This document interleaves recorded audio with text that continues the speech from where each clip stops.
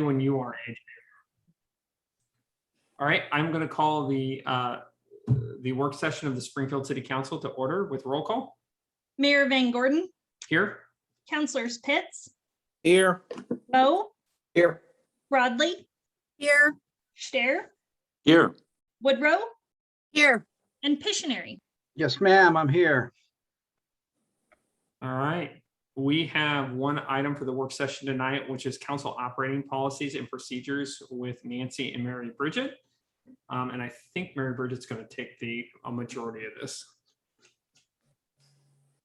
Good evening, Mayor and Council. I'm here tonight to talk with you about your operating policies and procedures. We have a lot of time for this discussion tonight, but the idea is to just really give the council some time to talk about how they do their business and ask questions. So I have this PowerPoint to try and slow myself down because I have a tendency to go too fast. So hopefully this will work. And AJ is sharing her screen. Can you see that okay? Yes. Okay, fabulous. Okay. And then that will help me. If I try to share my screen, I wouldn't be able to see you and I wouldn't be able to see if you had any questions. So we're going to try and go through it this way. But if you need me to stop or anything, just shout out or raise your hand and I'll do my best to make sure I see. So turning toward the item tonight, there were several items in your packet, the AIS, and then a council briefing memorandum. The actual rules were attached and then a copy of this PowerPoint, just to give you some idea of the topics we're going to cover. The discussion kind of intent and purpose for this evening is to be able to have our regular review of the council operating policies and procedure as required by our charter. Then an opportunity for counselors to ask questions or discuss amongst yourself how you all do business or if there are particular areas that you've always kind of wondered about. And then provide guidance to staff about potential changes or future topics where you'd like more discussion. Looking at the charter requirements, I have this right here. And looking at the slide that starts council operating policies and procedures. I'm going to apologize momentarily. This is not going to go away, so bear with me while I fix in the background. No problem. This happens to me all the time now with the new word.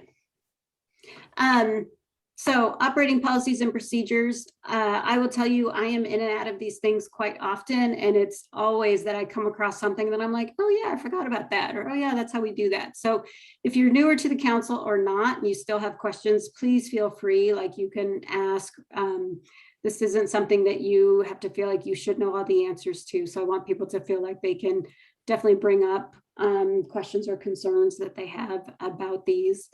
The other thing that's sort of interesting to me about the operating policies and procedures is that Springfield's like almost every other community in the charter, it will say you need to have rules and you need to look at them regularly, but there's no guidance about what needs to be in them, how they should be, what they should look like. And that can create, I think, uncertainty, but also I think is really meant to have these rules work for each individual community. So they all look a little different. And as I've been working on this, I looked at other communities and every community, there's a lot of variety. Every community is a little different, but there's also some commonalities you'll see. But it's really meant to be a working document where you can look up how we should do our business. The other thing that these operating policies do is they sort of provide this connective tissue between the charter, the statutes, and the rules. And so, you know, you've heard me say before, your charter is kind of like the Constitution, the municipal codes like your statutes. These are sort of like your administrative rules or your department policies. So they'll be more in the weeds, but they will definitely loop back to those higher requirements so you can kind of figure out, oh yeah, that's why we do that, because we're required by law to do X. So most of the rules have to do with council meetings. So this is the first topic I wanted to talk about tonight. I was trying to think how to frame this part of the discussion, and I guess I would just say, as you know, council meetings have really changed in the last few months, much more than we ever anticipated they would be. So we have a remote format, as you know. We've been doing this for just about a year and a half. In the time that we've been remote, staff has upgraded technology in council chambers with the idea that we would go back to a hybrid environment where you might still be in council chambers, be able to take testimony remotely. So we have that technology that's in chambers now, but just really haven't had the opportunity to give it a lot of work. The other thing that happened is that the legislature passed a statute where they are now requiring communities to make best efforts to allow for remote testimony at council meetings.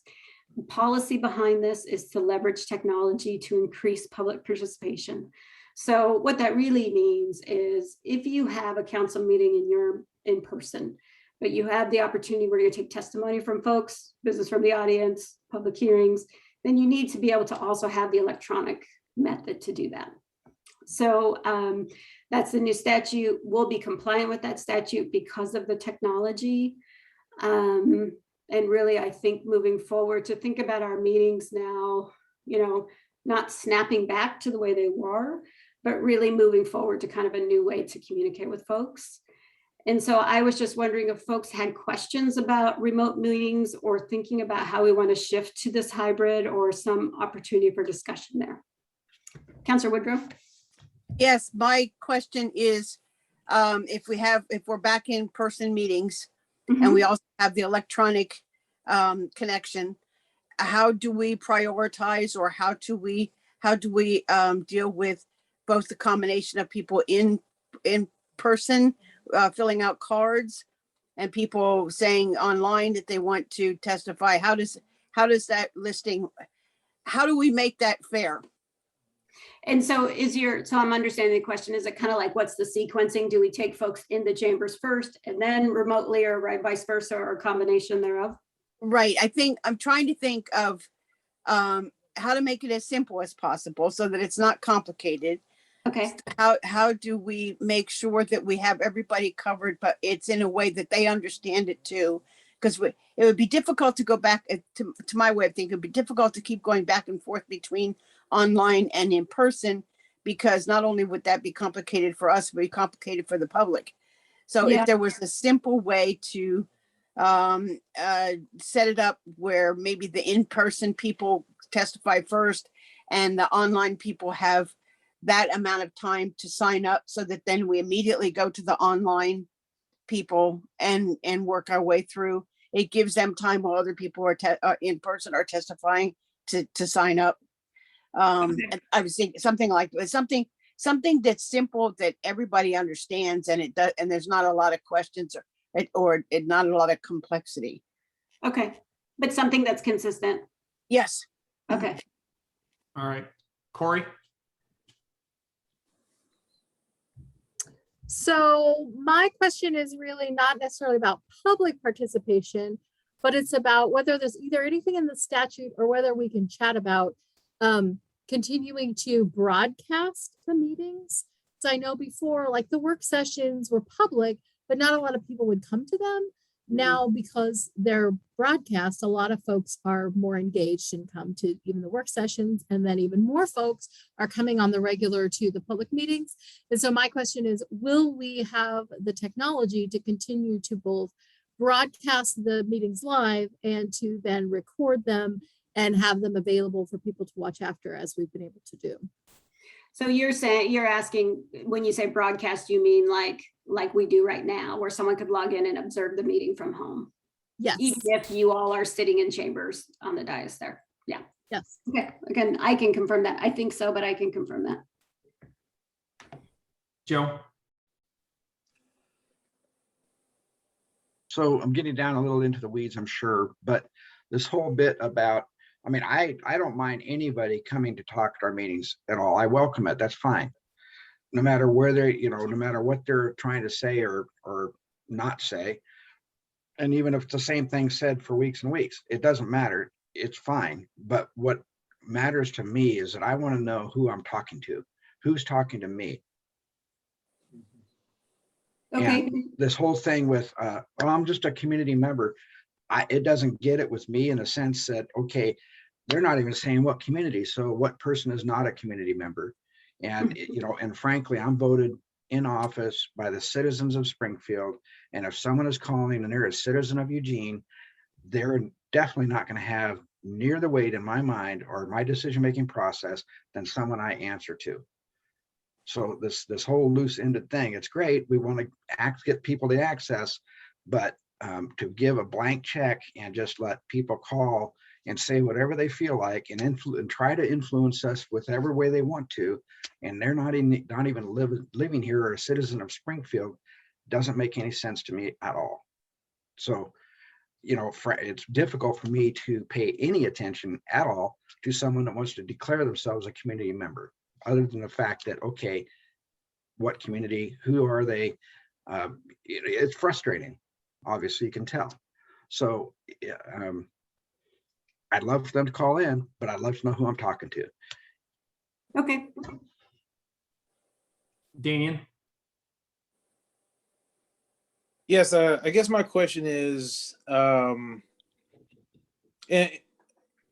even though, I think all the council members and staff want to be present, if there's a certain situation where we can't, but we can be virtual, is that still an option to where, let's say I couldn't make it in time, but I was able to hop on my computer or phone, would that still be an option? For counselors or staff to still appear remotely? Is that your Correct. question? Okay. Yes. All right. I think so. I think what I'm going to do is I'll take the questions on the meeting and I might ask someone from the city manager's office to pop up because they know more about this technology than I do. And this will help us figure out what we need to get rolling for you guys when we do start to do more hybrid meetings. Mary Bridget, I am popped up. You probably can't see me on your screen. Oh, okay. There you go. And I can answer Councillor Rodley's question. This is Nancy Newton. Sorry, I didn't identify myself. Faux pas there. So Councillor Rodley, we will still have the ability to record the meetings and post them online as we do now. So that will not go away. And then as far as the ability for councillors to appear online, I think certainly we would have the ability to support that from a technology perspective. And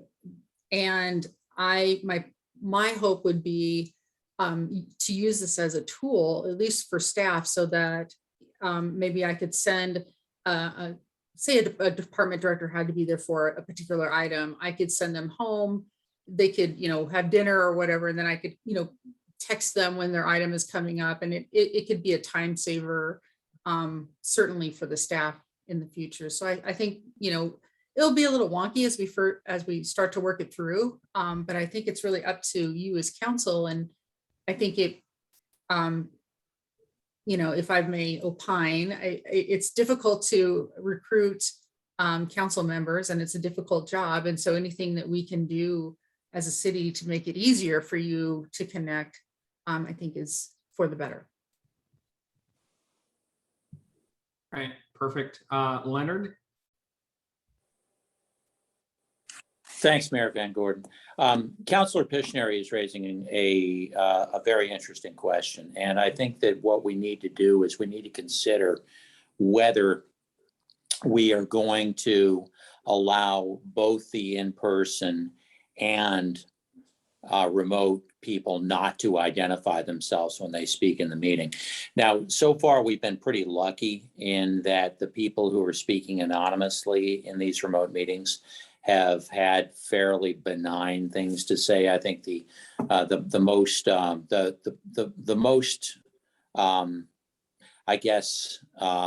most severe thing that I've heard from somebody who didn't identify themselves were talking about a neighbor in the Washburn district.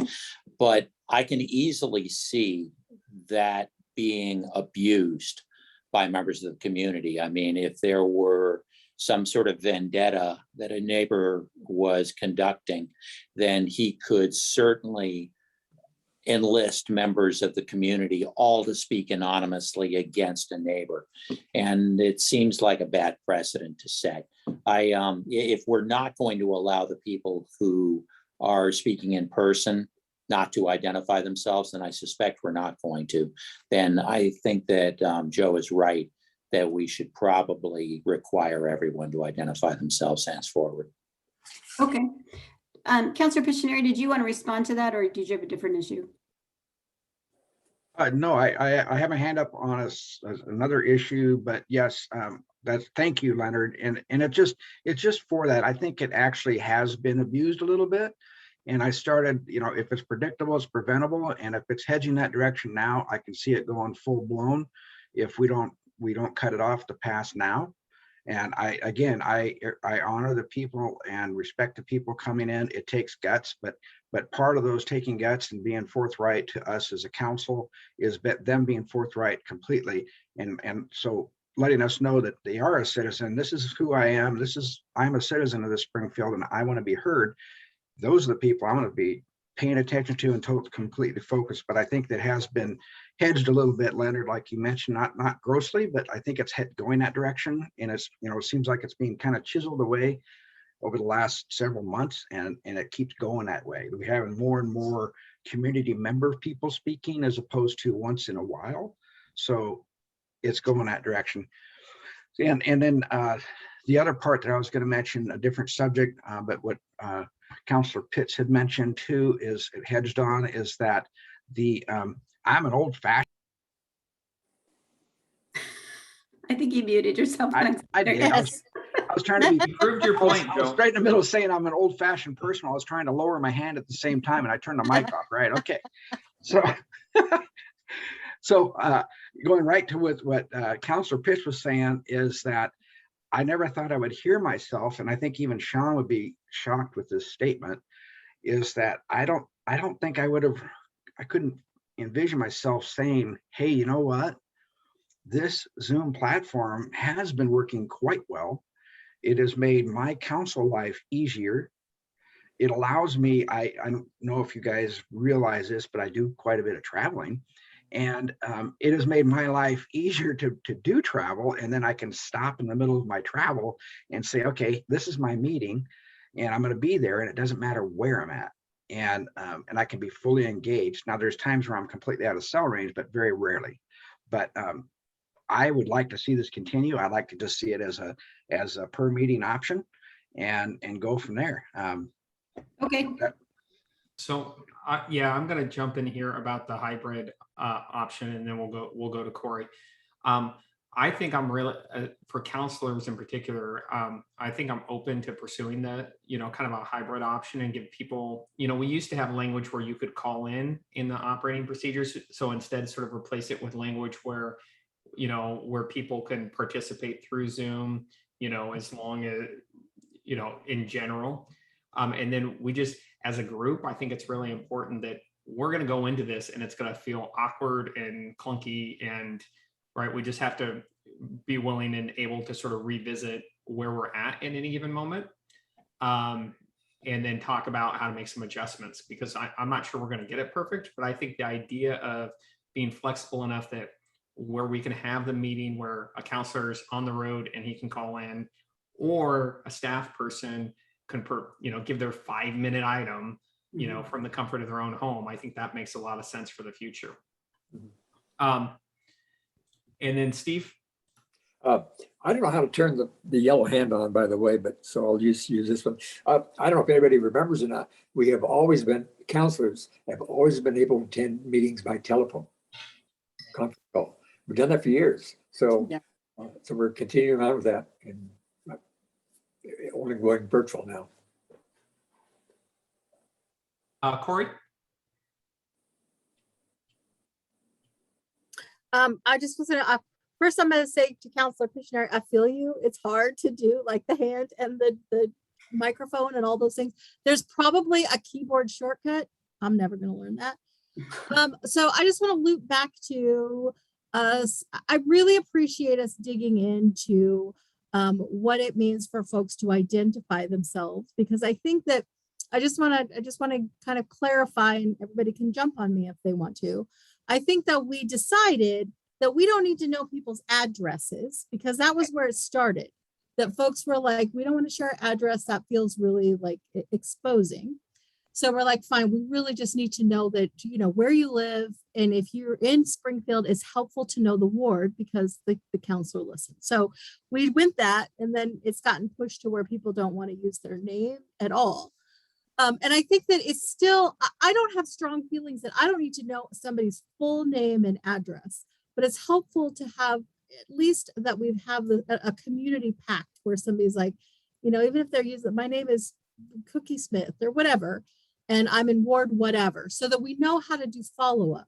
And the other thing that I think is for me is just to really continue to share with folks that there are lots of ways to share with the council, that you don't have to come to a public meeting. So if someone feels that coming to a public meeting is super exposing, they can send an email. You can send an email to AJ, who will then forward it on to us. And so there's lots of ways for folks to share their voices that don't mean coming to a public meeting if that feels really, you know, somehow it feels uncomfortable or exposing.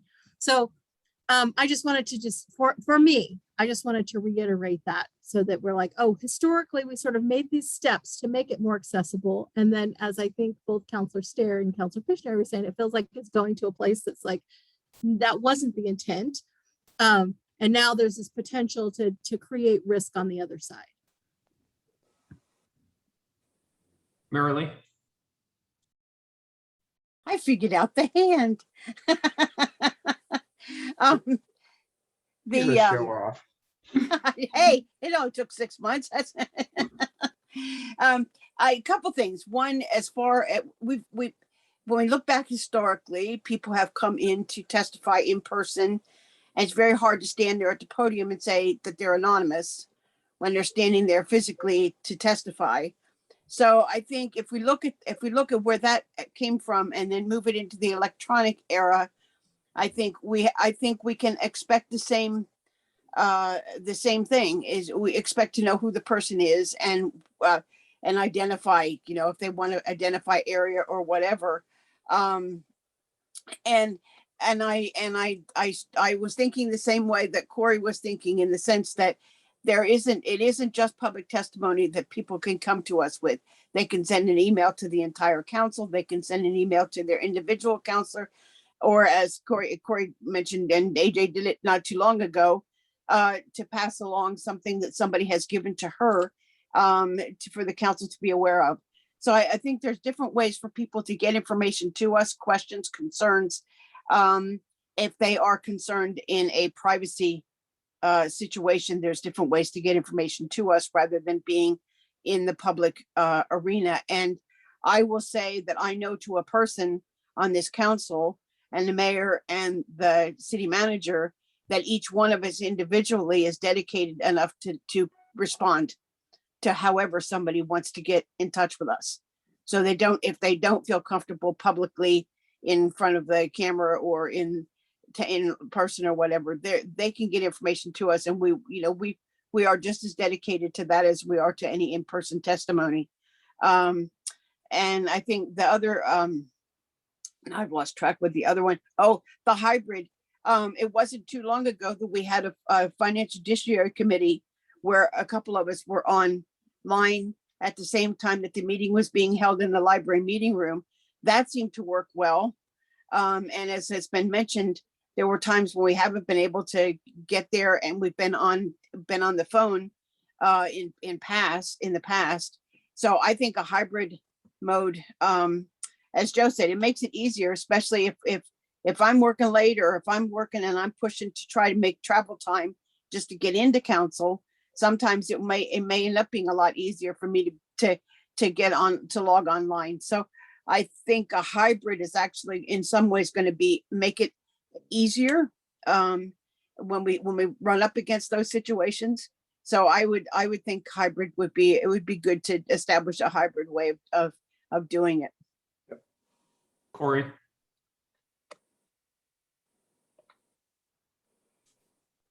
Okay, I have two pieces on this. I also am for being as accessible as possible, and I just want to, and I probably don't have to say this to staff because you all are already in this world. Hybrid meetings are hard. And the more flexible we are, the more opportunities there are to sort of introduce kind of inequities and challenges.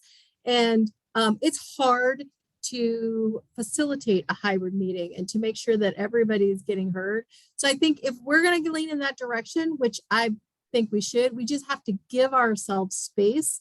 And I think that Nancy Newton said that, it's going to be clunky, and it might mean that the meetings don't run as quickly, or it's going to take us more time. And maybe no, not to pick on anybody, but we don't cram 3 meetings into one night, or, just that there might be some things you need to do to make space to do it right and well.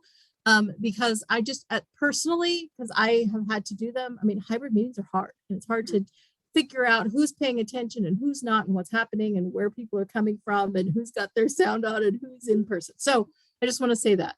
And then I just want to loop back. So there was a piece that I didn't say, and I realized that we are sort of talking around it when we talk about, how people testify and how people get engaged. And I know that Councillor Pitts has talked a lot about what it means to create a welcoming space, and what it means when, there are certain voices that are taking up a lot of space, even though they have lots to say.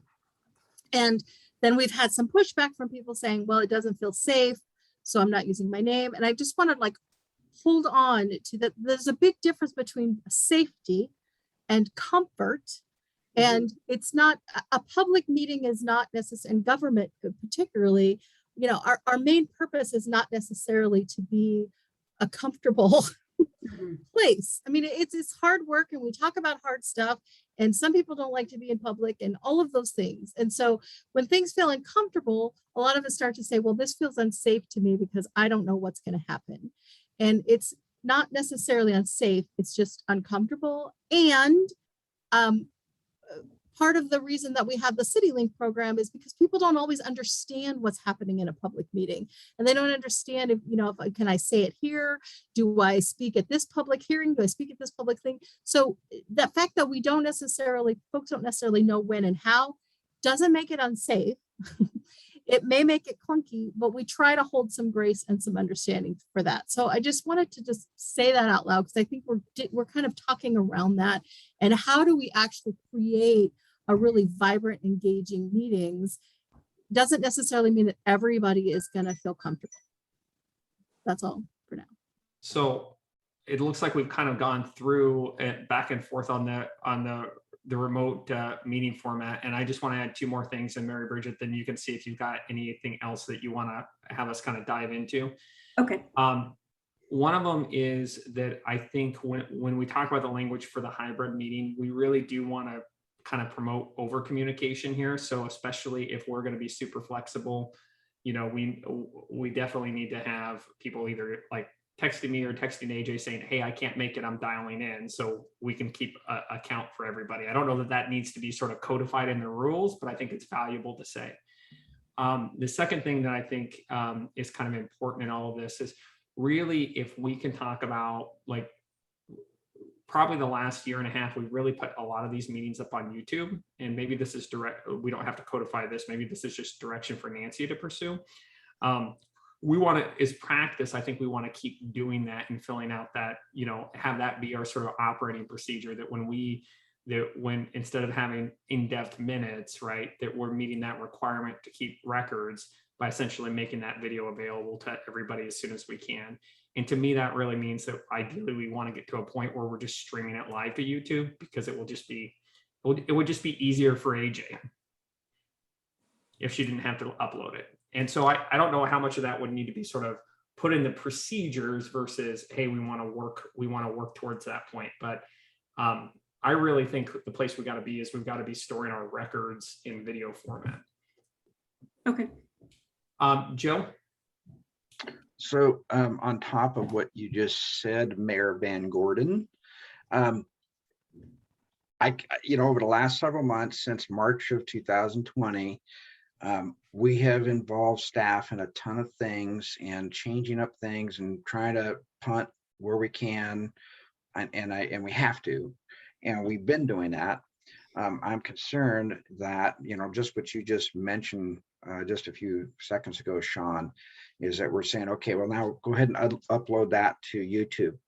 And then a few months ago, we said, okay, well, we need to put these links on the site. And then a few months before that, we need to do this, we need to do that.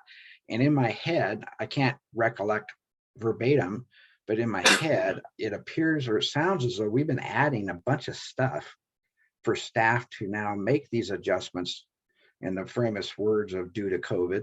So is her cup full, or is it been lessened with her duties because she doesn't have to be there? But I think she's been there many times. I'm just concerned about with staff. What are we dumping on them, or is someone going to be astute enough to say, okay, time out. We're going to start. Things are going to start dropping off if we have to continue this direction, and we need to look at what's dropping off. So Okay. I just want to, hopefully someone is paying attention to that. I would hope that Neil is, I would hope that Nancy is, and I would hope that Amy's going to bark up if it's hitting her. But we need to, as a counselor, I think we should be cognizant of what we are bequeathing to everybody around us. Nancy, do you want to jump in here? You're on mute and you have your hand up. I know, I did the double whammy. My goodness. So I did that just so everybody could feel good about any mistakes they made previously. That's a really good question, Councilor Piscineri, and I have been talking to our clerk about workload. I'm always concerned about workload with all of the city staff and in all departments, because we're at the lowest staffing level we have been since I think 2010. I'd have to go back and check that, but it's low. Trust me on this. If we were to do written minutes and then also video, that would be pretty time intensive. I think video is probably easier from a standpoint of you kind of push and go, but it has right now as we're doing it, we might want to look at how people can access the information, because right now it's just the full video. It may require a little bit of technology to index by subject. And I don't want to go too far off the rails, because I've seen this in different cities where it's very meticulously, you can go on the agenda, click it, it will take you exactly to that point. And you can do that. It just is a ton of money. And you also have to make sure it's always maintained. That's one of those systems that once you put it in, you got to make sure it's always working so that people can the links work. So it's something we're talking about, and it actually, Mayor, was something I was going to suggest that we talk about. So thank you for bringing it up. Yeah. Isn't that kind of like planting bamboo? Yes, but bamboo is great as a timber substitute. No disparaging on timber. Wait, forget it. Anyway. So I think what Joe's bringing up is probably a pretty good point, which is just, I think we're all open to, as we navigate these new waters, right, to think about like where we want to go is we want to be a little bit seamless, and for Nancy, that means that I think we're just open to making any sort of adjustment is needed to make it as easy on AJ as possible. So if that means, she clicks a button and it live streams automatically, I'm good with that. If that means we got to invest in more technology, we can do that too. All right, Mary Bridget, Joe? Sorry. It's a perfect segue into, I think, that we're talking about this whole technology thing, is that maybe we need to bring that saucepan called the website closer up towards the burners. You know what I'm saying? It's been kind of dead in the background, and I know it's not because it's being ignored, but it's not being, I don't think and I may be wrong, but I'm just saying, just bring that saucepan forward and get it to bubbling. Quick update. We do have a committee that's working on that. It's a big project because we have a large web page with a lot of links. I know that our net web page needs help. And so we will be really selecting a vendor to do that through a competitive process. So we have to first identify all of the areas that they need to work on for a scope of work for them to then price out and quote the city on. Yeah, I totally get that, and I appreciate that, but, and kind of working backwards, forwards on the website is that sometimes website developers can be said, what do we need to do? And then create an RFP based on what a qualified or a well-known website builder can say, hey, this is really where you need to go with this website. And instead of the non-professionals trying to build an RFP that don't know what they really need to do. And I'm not saying our staff's not professional. No, I think we have really qualified people working on this. It's just a matter of the depth and breadth of it. But yeah, I will move that up a burner on my 12 burner stove. Okay. Mary Bridget, is there any other subject about the remote format we need to dig into? I feel like we've gotten sent a lot of content about what we think we want towards you, but I don't know if we missed something off of your notes or you're ready to go on to the next topic. I think what I'd like to do is just make sure, I'm going to recap a little bit, and Okay. then I think I can provide some information about some of the things, and then we can move forward. So looking first at the issue of folks coming in and identifying themselves if they're going to address the public, I think that's really helpful conversation, particularly for staff to have, because we often follow your lead at a meeting, and I think had sort of the same feelings about, oh, community member, do we take this testimony? What do we do here? So I think to know that the council is also looking to try and be welcoming to folks, but also keep sort of the sideboards on that this is a council meeting where people come in and address the council. And we need to have some idea who you are is helpful to have. Our rules now state that you would say your name. And then also, if you don't feel comfortable using your address, you can say your ward, or if you live outside of the area. And I think the address thing wasn't meant to be unwelcoming. I think it was just really antiquated, actually, and it was a good opportunity to update it. So that's the state of the rules now. It sounds like we can kind of keep that, and then sort of keeping with this idea of what Councilor Woodrow was talking about of having folks who are in the room and folks who are remotely being on a level playing field, right? It sort of makes sense. You couldn't have someone in the room say they're just a community member. Even if they gave you their name, it's not like we, go verify that against their ID or anything, but it gives us something with the speaking card, and we'd probably want the same expectation for folks who are appearing remotely. So I think that seems to make sense, and we can move forward with that. And then the idea with the technology is we'll be able to appear remotely. That includes council and staff and the community.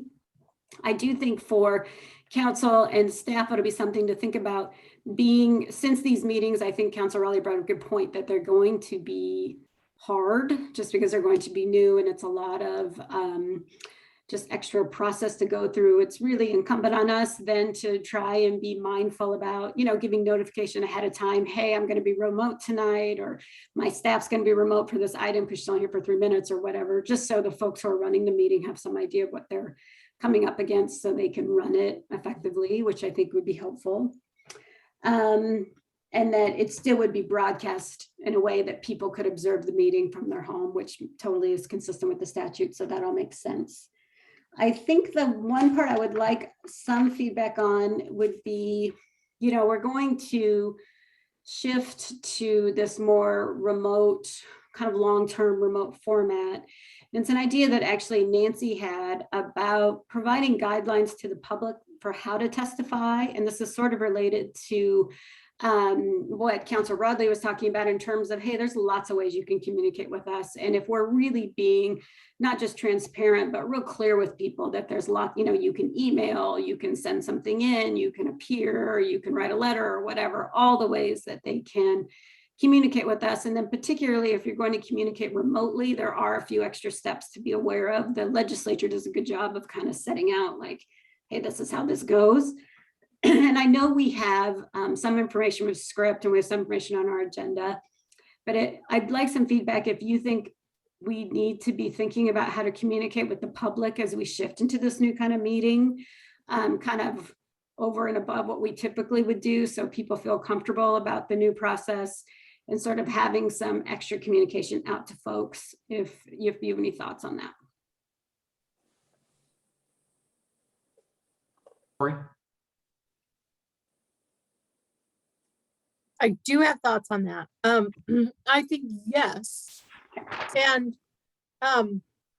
the communications person in me is thinking, I mean, if I was in the audience and I was like somebody who's writing an article, I think that there's an opportunity for us to not just tell our story, but I'm sure that the county is thinking about this and other folks are thinking about this. And so there might be a way that somebody might be interested in saying, here's how things have changed. Here's all the ways that you can participate. So there's a way for us to maybe do some pitching and tell that story of, you know, the ways that we're doing this adjusting. So that it's not just we slap it on our website, but that maybe there are some, you know, we sort of we chat on some, you know, some podcasts, or we just sort of talk about all of those things. I think it's a way, and I'm happy to help. And I'm volunteering Sean, because I know Sean loves to go and talk to people about things, but I think there's a lot of things that we can do to get that word out and to just make a concerted effort, as opposed to just issuing a press release around it. Okay, that's helpful. Marley? Yes, I was thinking of along the same lines, the expectations of someone who participates, and that is when we were in chambers, when we were in person, we had staff there to immediately say, can so-and-so, can you help this person with this problem or with this issue? And I haven't quite seen how that has eased its way into the remote situation, where if we have somebody that testifies with a concern that they have on their street or in their ward or whatever, and maybe it involves DPW, or maybe it involves something else, how do we know who's available, that we can say, can you help with this? Can you get in touch with this person and help with how do we do that online? How do we do that remotely? Okay, yeah, that's a great point. You know, I think when we all used to be in the room together, you would see like the mayor would point at somebody and you'd see them go out and talk, and you knew, oh, okay, that's moving forward. But now it's Right. sort of off, and you have like no idea if they ever talk to them. We don't even know what staff is here. So right. yeah. Yeah. Okay, that makes sense.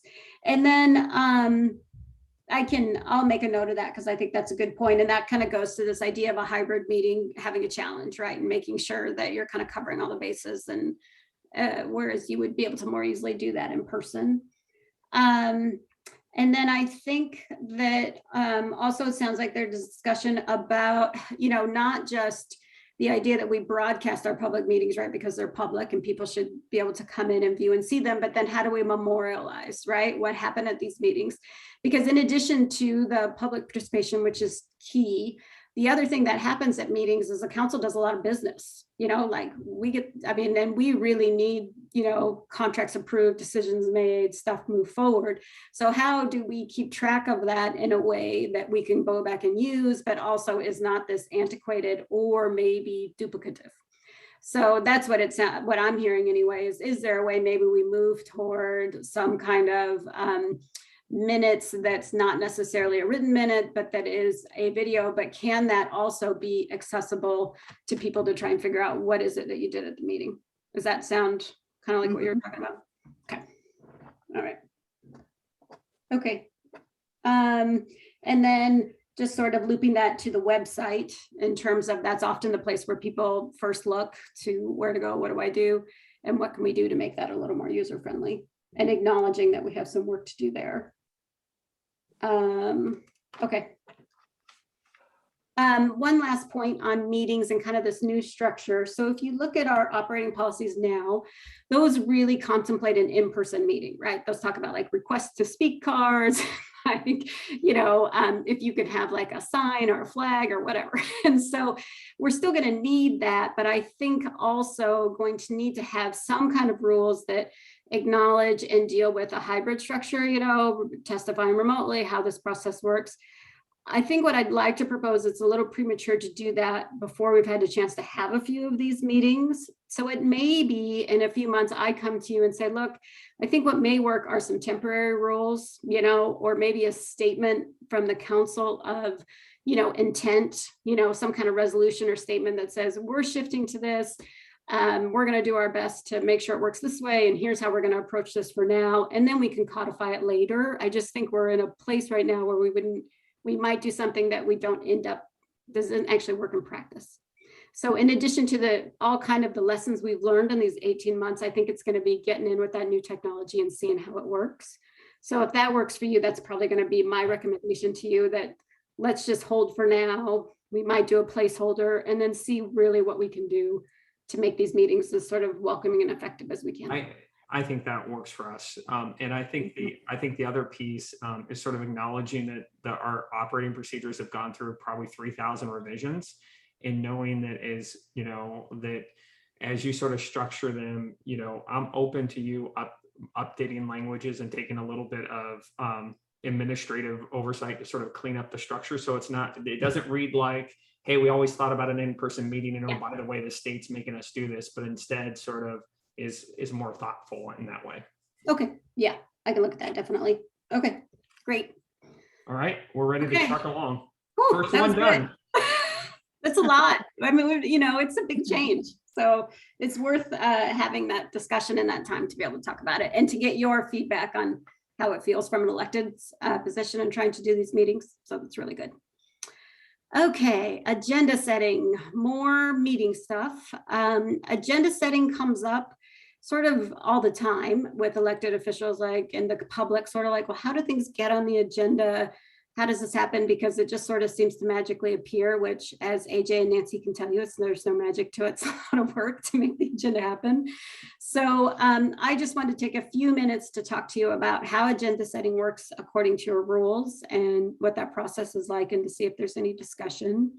So agendas are done. The city recorder, AJ, does most of the, I would say, gatekeeping on the agenda. Items can be put on the agenda by the city manager, by law or mandate. Think about things like with that, like your annexation, approving the budget, all those kinds of things that just sort of move forward that you'll see regularly and periodically be on the agenda.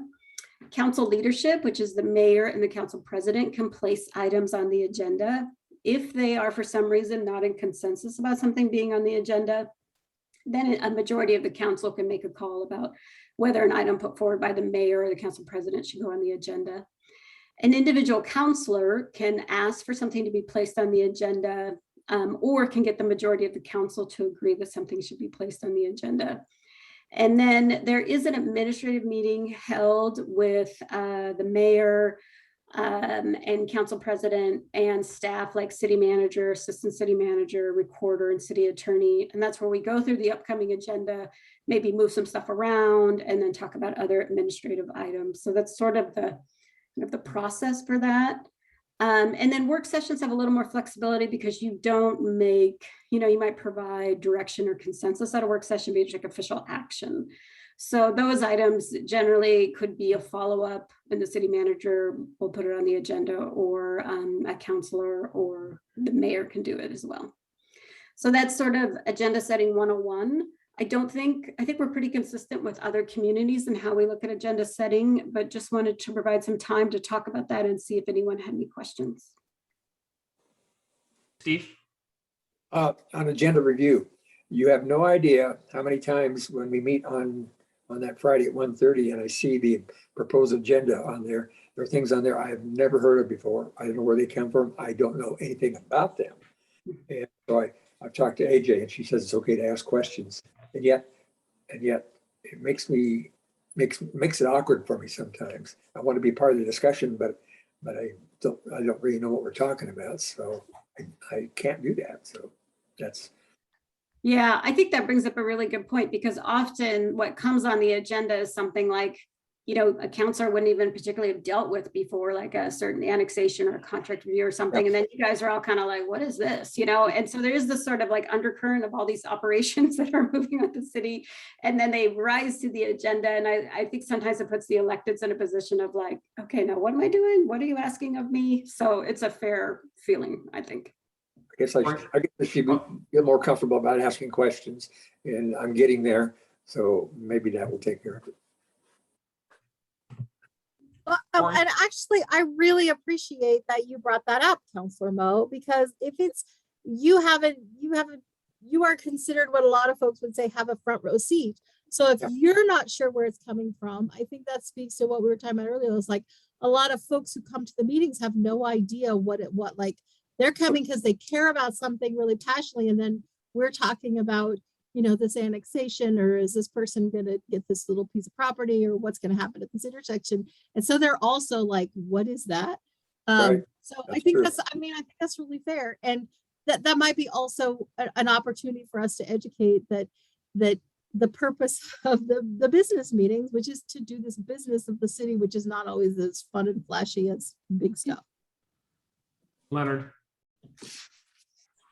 I think Councillor Rodley is raising an excellent point, and I also wonder if it might be a good idea, as Councillor Mo said, when there are items on the agenda that the public might not be informed about, if it might be possible for us to have something along the lines of the mayor and the president of the council giving a preview on the website. It might increase some civic engagement just to give a preview of, say, a minute and a half, 2-minute thumbnail of what's coming up in the next meeting. And I know that you're both very capable and good communicators, and I think it'd be a way of encouraging people to take part in these meetings. Joe? Well, instead of volunteering other people's volunteered time, I'm going to go a different direction, is that information is sent out religiously on time on Thursdays and is available to the public. Now, I don't know how much more it can be spoon-fed, but I think that the city is doing a fine job. It's available on the website. It is available to people that ask for it. They put it out there. So if someone is interested in what's going on the agenda, all they got to do is click and see what the current agenda is. All right, Steve, and then Leonard. In my case of agenda review, there are things on that agenda review that are not on our agenda, and they're for discussion. But again, I don't know anything about them. Now, one thing I'm always very conscious about is I don't want to add time to staff to have to explain a bunch of things to me, and yet I just don't want to do that. So I try and just make my way through it. But some of those things I really don't know anything about. Okay, so maybe we can separate the kind of issues here, Yeah. right? Because we've got 2 or 3 different issues here. So Yeah, like, I see that. on one hand, right, like one of the things that that there are, and maybe you and I can take this away, Steve, is like there's stuff that is just sort of follow-up questions that I've asked during the week that they're like some of that stuff's coming back up. And so maybe you and I can kind of talk about that one, and maybe I'll get clearer about, hey, I had a meeting earlier this week. I asked this question, and then the staff's just sort of looping back to get an answer. So I think that's sort of one issue. And then I think there's probably this other issue that is, there's 2 ways about really to get work on the agenda. One of them is that is sort of workflow driven, if you will, right? Like annexations, the budget, right? Like the stuff that we have to do to run the apparatus of the city. Come to the agenda naturally, right? We as elected officials don't really have to say, hey, put the budget on the agenda. I promise you the finance folks will take care of that for us. And then there's a list of sort of other activities or other issues that really rely on us for to actually come back and say, when we talk about policy and vision of the city, really would love to talk about this. And maybe Mary Bridget, maybe when we talk in that section, maybe we can kind of break those up and say, hey, like here's stuff that normally just flows to the council because you have to say yes to it. And here's stuff, and here's sort of examples of, things that where it's a policy initiative that you want to have. Like the one I always maybe think about is like, Damien's been a really big advocate about having a sister city, right? If we needed to have a work session for that, would be something that he would say, hey, I would love to have a work session about. But like, so I think there's sort of there's sort of multiple avenues on that piece, right? Just understanding that there's a whole group of work that's just going to come to us naturally. Yeah. Okay. Marilee? Yes, I just wanted to comment on that.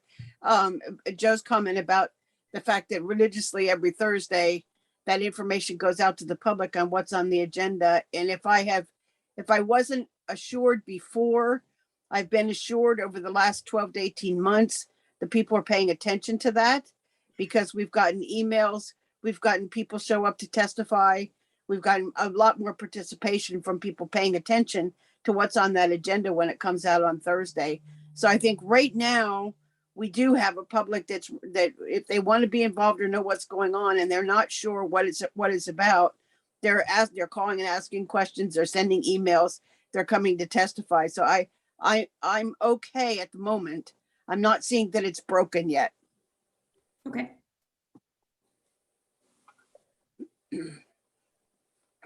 Leonard? Well, allow me to explain why I think it might be of value to put something on the website and to supplement the agenda. I'd like to offer tonight's discussion as an example. The item that was on the agenda was a review of council policy and procedures, which to all appearances was going to be a fairly dry discussion. And it actually turned into a very interesting discussion in my mind, because we were considering things that would directly affect people's input into these meetings. If you're going to be able to present testimony anonymously or not, that to me is something that could spur people to attend a meeting. I think that if we could anticipate some of the issues that are going to be presented in these discussions, then it might actually spur some civic engagement. You know, that brings up a good point. It could be something that staff can think about when you're preparing materials, particularly the AIS, which is that one-page intro. You know, instead of maybe summarizing what it is, like think, all right, like what would be important to people to know what we're getting out of this meeting, right? Or what, you know what I mean? Like kind of some tales that people could be like, oh yeah, I might want to know about that. You're right. So that's a nice point, I think. Mm-hmm. So I think the overall goal here is like, right, on one hand, we want to just sort of make sure we understand, we all agree about the physics of how to get things on the agenda, because we've all been there where you're like, I ran or I want to talk about this actual issue and it needs to get agenda time. And the other portion is just to sort of collectively look at it and go, part of this is we want to streamline and simplify and make the material more accessible, because that's going to make our lives easier, and that's going to make, you know, everybody's lives easier when you talk about the public consuming it. I understand it's not going to happen in sort of, you know, one shot and we're going to get there. It's going to take a couple of iterations, but I just want to recognize that, like, you know, that's kind of where we're working. That's kind of where we're working towards. And then Mayor, just to follow up before we leave this issue. So like for individual counselors who are interested in a particular item being on the agenda, probably best first steps would be to contact city manager or you and know that there is a regular process where these items get looked at to see what should go on the agenda. Yes. So the probably my best recommendation would be to call either me or Steve and let us put it on the and let us put it on agenda review and talk about it. Got it. Okay. And always, yeah. So that's probably the best first step, and understand that then we'll sort out the schedule from there. Yeah. Yeah, please call me. Nobody ever calls me. So whatever I can do. Okay. All right, moving on from the meeting, next issue I want to touch on is engaging with the media and with staff. So this is another area that's covered in your operating policies and procedures. And I just call this council business because it's not really the meeting and it's not your boards and commissions. It's sort of this area as elected officials of how and what's required of me if I'm engaging with the media or staff. So it's just a kind of a point of review. So looking first at the media, you know, the rules really set out mainly notification, and then to be real clear when you're talking on your own behalf or the behalf of the council. And those are kind of the two main things to be thinking about. And this is another area where the rules might be a little antiquated. It talks about councilors calling press conferences, which I don't know that you guys are calling press conferences all the time, but I do think you have contact with the media. And the rules state that the city manager and the mayor would like a heads up for that, just so they can kind of be prepared or assist too. And then to be clear, if you're putting forward a council position, if the council's taken a position on something, or if this is just your own position, to be clear about that. And then recall, this doesn't happen a lot, but sometimes the council will be asked to sign a letter or present a letter on behalf of the whole council. And just know that that will come to the whole council for a vote. So that kind of stuff would be if you're asked to have a position on a particular political issue or some kind of issue, we would bring that to you with some kind of draft response or a response that one of you wants to do, and then have that, if that's going to be a letter signed by Springfield City Council. The mayor or an individual counselor may have letters of support for particular issues that get brought forward, particularly to the mayor quite a bit. And those just move forward on a process, often at agenda reviews when that gets handled. And that's not too uncommon either. So that's sort of engaging with the media, sort of 101. And then staff, there's not a lot of information in the operating policies about staff. The council appoints 3 employees, the city manager, the city attorney, and the municipal judge. So those people are your direct appoints. You can contact them whenever you need to. The other staff, technically work for the city manager. And so all the rules say is to keep in mind resources and time when you're contacting staff. And then I think the other part of it to think about is like, how can we make sure that everyone, that that loop gets closed? And one of the best ways to do that is just start with the city manager and then have that person kind of cascade it from there about who would have that information. So that's engaging with the media and staff, just an opportunity to kind of talk about that. And I don't know if anyone has any questions there. Nancy?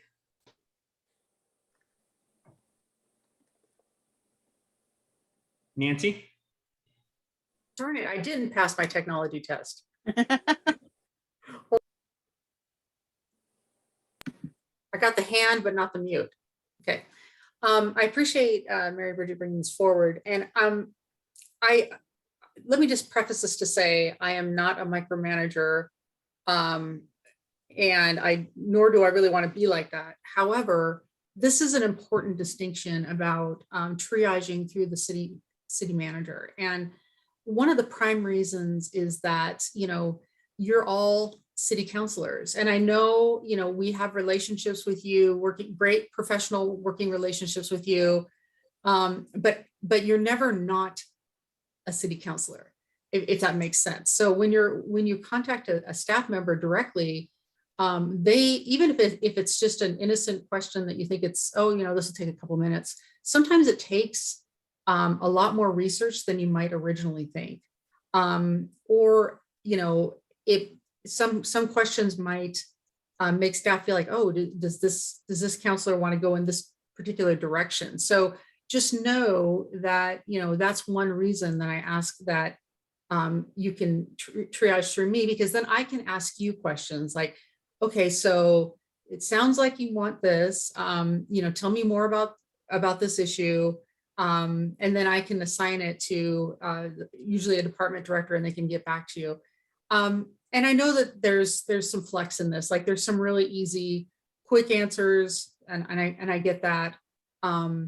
But on the more complicated issues, it's just easier for me to know when counselor are engaging with staff, because then we can track it. And I can also make sure if it's something that I personally need to follow up on with a council member, or maybe even bring to the full council in a work session, then I would know. And although our staff has great, they're very professional, they're very knowledgeable, they might not have that instinct to know whether or not this is an issue being brought forth by a single council member, or if it's something that maybe should go before the full council for more information. And they may not feel comfortable saying to you, hey, Counselor Jones, I don't know if I can do this, so that's why I like to have that dialogue with council members. Thank you. Marilee? One thing that I made a habit of when I first started, 11 years ago, was that if I had a conversation with a staff member in regards to something having to do with city business that was outside of a regular committee meeting or a liaison position or whatever, but if it was just, it was a specific conversation, but it was outside the committees and meetings, I would either make a quick phone call or dash off a quick email to the city manager. I did that with Gino. I'm doing that with Nancy, just saying, hey, I just had a conversation with so-and-so about such and such, just to let you know that I've had that conversation. And it doesn't necessarily mean that it needs action on her part or before that it needed action on Gino's part. It was just a matter of letting them know that the conversation took place. And it should the topic come up in another conversation or another situation, then the city manager is aware that there was a conversation similar to that or about that in another way with another individual. But I don't know. I just made it a habit because I figure the city manager is the core, is the central focus of everything that happens underneath her. And so like I said, outside of meetings and that which are taken care of in a different way, if you're engaging staff in regarding to something that needs to be handled or needs to have questions answered, I just out of courtesy let the city manager know that conversation took place, and that helps keep her informed. Yeah, and we'll open it up for any more comments, but I think there's a good reminder in both these sections. One of them is to make sure we're all really clear when we're speaking for ourselves versus when we're speaking for the council, because I think that one always gets tricky, especially on intergovernmental boards where we should be representing is really where the council is, even though you may be giving your sort of color commentary about, your different opinions, because in those points, you're sort of speaking for the organization. And the other piece is the single best thing you can do with constituent issues is actually go through Nancy. And that way you get an answer, it gets troubleshot, right? Like it's just over communicate to Nancy. And it will go like in staff issues or questions or requests for information will go a ton easier. Does anybody have other comments before we move on to the next item? No. All right, Mary Bridget, let's keep cruising along. Okay. This is just real quick, a placeholder, just to let you know, you helped me with a discussion on filling council vacancies, sort of related to this kind of topic about how the council does its business. It's currently scheduled for, I believe, January 10th to come back to this council to evaluate again and to build on that conversation. And then, spoiler alert, I think some of the outcomes from this conversation too will probably be handled at the same time. So I just wanted you to know that that's still moving forward, and we're still working on bringing information to the council on that. Last substantive issue that I wanted to talk and get feedback from the council on is boards and commissions. So this is another key part of your operating policies and procedures. Does a couple things. It sets out some basic rules for boards and commissions, also talks about your selection process, liaisons, joint meetings, that kind of thing. And then so that's all in your rules there. The first topic I wanted to talk about is liaisons, because this is also an area that traditionally can create confusion or just kind of opportunities for us to figure out if we're kind of handling this the right way or approaching it the right way. Generally a committee will, as you know, have a council liaison. That's a counselor who is connected to a particular board and commission, such as the Library Advisory Board or Arts Commission. And then that committee itself may have a liaison that is really their role is to stay up on what council business is, deal with the council liaison. And then the third person, if we're thinking about this like as a stool or a third person, would be the staff member who provides administrative support for a particular committee. Each committee kind of is different depending on the makeup of the committee, the aim of the committee, but we do have this liaison structure. Some meetings do talk about, and Councilor Mo brought this up a few months ago, having joint meetings with the council. Right now, the rules are, I think every 2 years, joint meetings. I think it's police advisory, arts, and library. And I actually don't know that the Planning Commission, I looked this up because I was surprised, is one of those, but you certainly can have those joint meetings. So that's kind of a quick and dirty summary of liaisons, and really looking for feedback from the council about how this role works. Does it work? What do you want to do? Is there something we can improve or just provide more information about? Damien? So I guess, when I think about all the liaison roles I play, I think in some, I have a voice and I feel like I'm actually part of the commission. And others, I'm just there kind of, feeling like big brother. And a lot of the boards and commissions send people to, the council meetings. And so I guess my question is, like, as liaison, I know the role is going to be different based on the particular board or commission, but it just seems that it seems archaic that you need to have a liaison, or that liaison needs to be at that meeting. Now, once again, thinking about equity and accessibility, there are going to be some board meetings that councils aren't going to be able to attend because of other things. I know, like, I'm on the historic commission, and I told them, it's like, hey, don't try to plan a meeting around me, but if it's from 8 to 5, I'm probably not going to be there. And so I'm not shirking my responsibilities, but I'm not going to make those meetings. But then other planning commissions, sometimes I'm able to speak, other times I'm not, and it just doesn't seem to be a constant. And so I don't know if there's a reason to have a liaison actually at these meetings. And I wonder, could it be switched to just a simple email? And it seems that a lot of times the liaison is not necessarily with the chair, it's with the staff person, to me, which kind of negates the role of the chair. And so, yeah, I'm not sure I see a purpose of liaison for every single board being physically or virtually present. But I do understand there should be some type of communication between the chair, not the staff member, and that board, and the council one. All right, Joe? Thank you.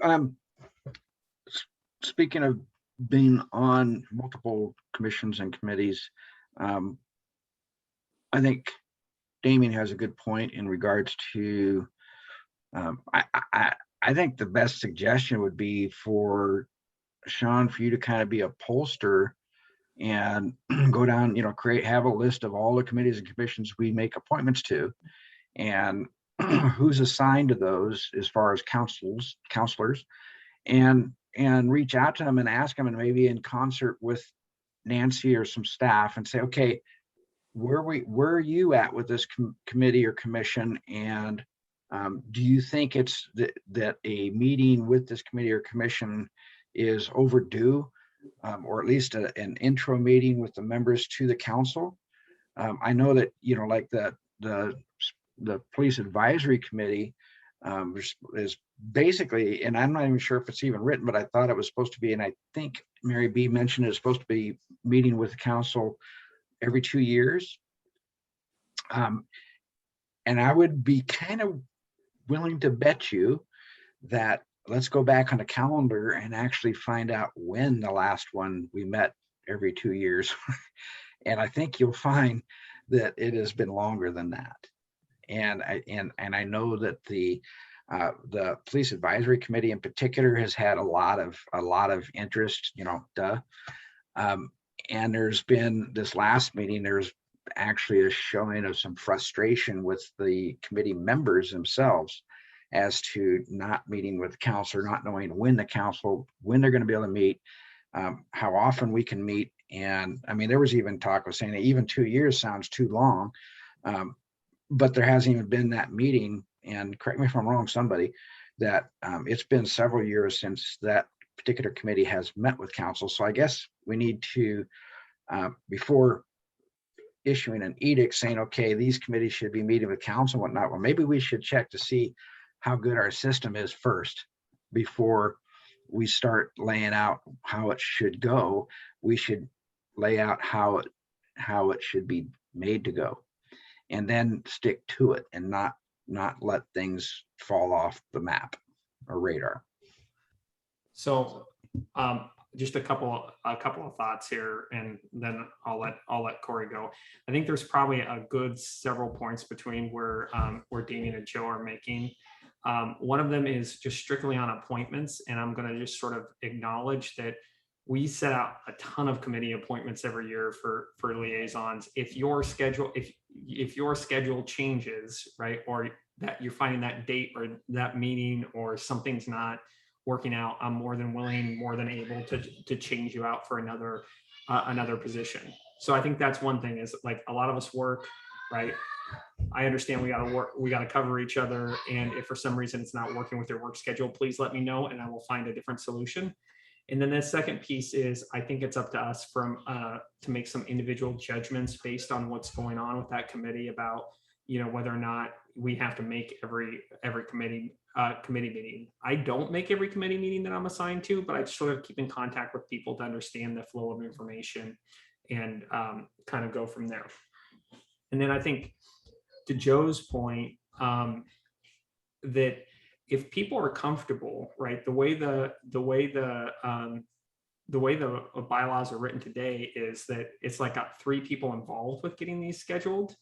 And I would prefer that what we did is sort of simplify that and just had Steve and I take responsibility as council leadership to get them scheduled and just sort of take, a couple of steps out of it and make life a little bit easier for us. And for the SPAC question, and I know there's some interest in when SPAC's going to meet with us. It's going to be the first quarter of next year. And we'll find time. And that's something that Councilor Piscineri has been working with me on. Yeah, I'm sorry, Sean, I'll butt in here. We did talk about that, and I failed to mention that with my last comments, but I think we should have Councilor Steer do a short video of when our meetings are. Joe's getting punchy now. Corey?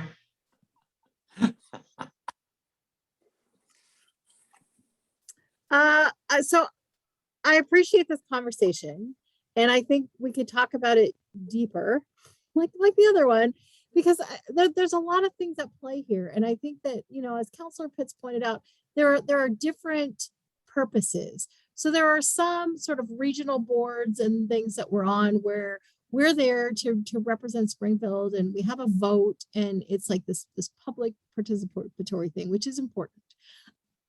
Excuse me. I also really want to support the volunteers who are, part of our historical commission. And, I get how they feel if they have a counselor like me who can't always make the BPAC meeting. So I understand that too, and their frustration. And I think this comes back to for our municipality and the work that counselors do, and this is not in any way whining because we all signed up for it, but it's like when you put in all of the public meetings that we're doing as just the council city meetings, and then you add in the representation on those board, those other important things, like poverty and homelessness board and things like that, where it's really important to have Springfield representation from an elected. And then you add in our committees and commissions and things that we're doing as a city. That's a lot. And when Nancy was talking about how do we get people to run for council, how do we get people who want to get involved, you get people that hear about having to do all of that as a volunteer in 20-25 extra hours a week. It can really be prohibitive. And so I think we have to just really sort of, and this could take forever, is like dig in to say, what is the business of the city that we need elected officials to do? Where are they going to be most impactful? Because it's not just about having people cover those committees. I heard Damien say, where can I, I only have so much time in a day. Where can I be most useful with that? Where can I contribute? And how can I move the business of the city along or the business of the council along? So I think that's part of it too, is there a way to prioritize and to say, what is the work that's important that we need to show up to do and why? Leonard? Thanks, Mayor Van Gordon. I like Councilor Piscineri's idea of more joint meetings. It doesn't mean that we have to let one commission or one body of the city monopolize an entire work session. I think sometimes just 15 minutes with the council would probably do wonders for allowing people to feel like they're part of the process, to feel that they're incorporated. I sense a remoteness on the part of people who are on certain commissions, feeling that they're not really having any input into the running of the city. And I think if you put the museum commission or put the historic commission or the arts commission or the planning commission in session with the council, I think it would work wonders toward increasing participation in those bodies. I can't say enough about how important they are as sort of a feeder for more to participation in the city as time goes on. Damian? Yes, though I agree with Councilor Stairs' point, I think it goes both ways.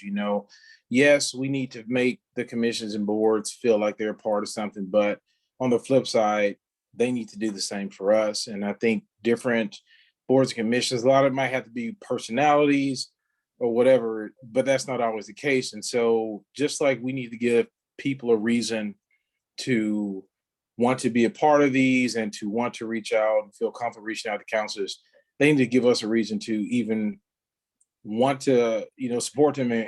And just being elected or appointed, whatever, isn't always enough. And so I think it goes both ways. How do you create a welcoming environment for a counselor on these boards? Or how do you say, hey, let's meet once a month or every 2 months and just talk, but you don't need to be in this meeting for 3 hours. And I'm definitely not complaining. I enjoy being in meetings where I get to learn something, but at the same time, I think that there are other things that, can be done to further the greatness of Springfield other than being in meetings all the time, especially when you don't have a voice, you don't have a say, and you're pretty much just listening. I can watch them on my own, or I can reach out to the chair and get a 10-minute update. I don't need to be in a meeting for 3 hours. And once again, I repeat, this is not me complaining. I'm just reclaiming my time. Thank you. Thank you. Joe? Thank you. Sounds like a lot of complaining to me, but it's all right. So just kidding, Damian. No, the only point I'm trying to make is I don't think we need to overmeet. I don't think we need to meet and conduct regular business of those committees. I think update meetings and just filling a council in is like, okay, well, the last time we met with you has been 2 years. In the 2 years, this is what the committee has been involved in, and this is what we've done, and this is where we want to go. Just to give that particular down to earth update to council, and then council can really at that point provide feedback to that committee as a whole, as opposed to one counselor kind of guiding them along this whole time. They can go and meet with the council, and council says, hey, that's great, but let's see if you guys can put some more effort into this area, and then say see you in 18 months or see you in a year or see you in 2 years. And that's what I think is what they're looking for. They want to be able to feel as though that they are valued, but they also want to have marching orders saying, okay, what are we supposed to do here? So, it's just more communications needed. And I think that it can be done periodically. And I think that they would really respect meeting with all of us, and that would help feel that their time is just as valuable as our time. So I think we've got to get back to, like, coming out of 2020, right? It's been back to regular sort of order. And then going into 2022, we've got to get back on a regularly scheduled meeting with these groups, right? So we'll start checking them off. That's my commitment, is to try to get more people in when we think about getting into the 2022 part of the year. The other thing I would suggest is that maybe when we meet for council goal setting, is maybe we kind of look at this liaison issue, because I hear a lot of questions about, well, what do other people do? And I see some value in maybe continuing to discuss it. personally, look, I'm comfortable with folks adjusting where they are with meetings. And if you need to step away because you've got a meeting that conflicts, or, for some reason you just catch up with the chair, every 3 months, or, adjust how you're interfacing with that committee in a way that makes sense because these folks, I'm comfortable with that. But I think diving into this a little bit more, because how we show up to these sort of committee meetings is a way that we effectively do our work is really important. All right, Mary Bridget, I'm doing kind of a time check. We got 4 minutes to the next meeting. Well, I think what I can do is, I had one more topic I wanted to discuss, was to think about selection process for boards and commissions. I want to plant the seed here, and then if it's all right with you, I think I might try and find more time after the council recess to discuss. I think we have more council to give council more information about meetings, the hybrid meetings, and then perhaps even the liaison role. And then selection process for boards and commissions. Wanted to plant the seed with the council to think about, do you want to change the interview process? Do you want to interview everybody the way you still are for all your committees? Right now, you can reappoint folks. The mayor can say, look, I'm just going to bring this forward for reappointment for someone who's reapplying. But otherwise, you do interview people. It's a pretty big time commitment for the council. So even if you still interview people, would you like to consider maybe structuring them a little differently, just to be a little different for time?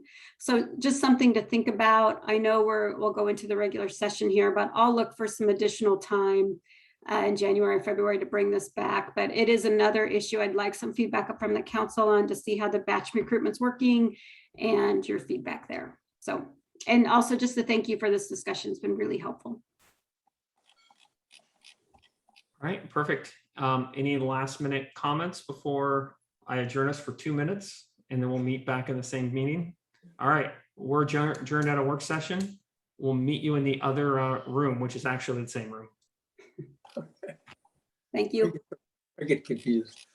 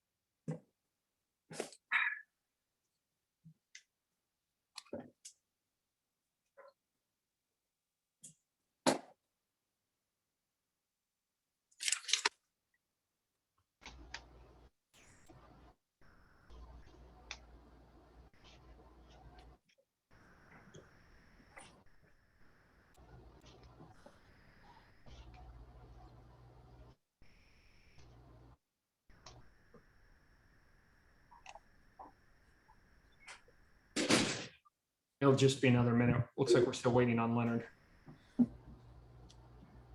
There he is. Aha. Here I am. All right, AJ, are you still ready? I am, yes. I'm going to call the Springfield City Council regular session to order with roll call. Mayor Van Gordon, Here.